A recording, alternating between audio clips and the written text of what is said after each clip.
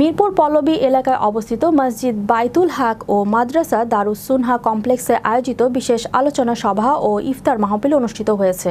শুক্রবার বিকালে মাদ্রাসা নিজ ভবনে মসজিদ ও মাদ্রাসার আহ্বায়ক অধ্যাপক শামসুল হকের সভাপতিত্বে প্রধান অতিথি হিসেবে উপস্থিত ছিলেন বিশিষ্ট সমাজসেবক ও শিক্ষা অনুরাগী বীর মুক্তিযোদ্ধা ইঞ্জিনিয়ার মুজাহারুল হক। এ সময় বিশেষ অতিথি হিসেবে উপস্থিত ছিলেন অধ্যাপক ডক্টর আহমদুল্লাহ ত্রিশালী, শাইখ আব্দুল নূর আলম মাদানী, শাইখ নুরুল আফসার ও বিশিষ্ট সমাজসেবক ফরিদ সহ অন্যান্য বিশিষ্ট ব্যক্তিবর্গ।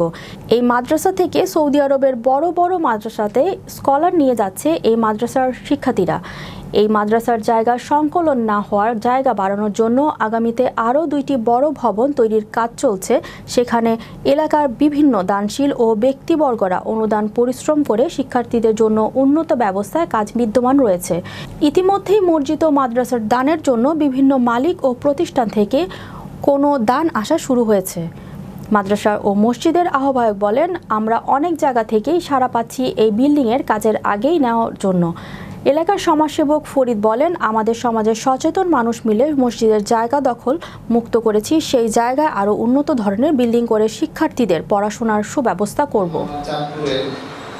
আগামী প্রজন্ম যাতে সহি আলেম এবং আহলুল হাদিস বাংলাদেশে যাতে বিপ্লব ঘটে, ইফতারের আগে সময় একটু সবাই দোয়া করবে। আমি আসলে এই জায়গায় দাঁড়ানোর উদ্দেশ্য হলো আমি একজন খাদেম হিসাবে আপনাদের কাছে দোয়া যাচ্ছি যাতে কাজ করে যেতে পারি। সবচেয়ে দামি লেখাপড়া, আমরা তো ইংরেজিতে মাস্টার টাস্টার্স করছি, এগুলো কি মূল্য আছে? এখানে যে শিক্ষা পাচ্ছে সে দ্বীন ইসলামের। তারপর কোথায় নিয়ে গেছেন আপনারা? 70 জন ছেলে মেয়ে ছেলে সৌদি আরবে আছে। আমাদের যে অ্যানুয়াল কনফারেন্স হলো 9টা দেশ থেকে লোক এসেছিল।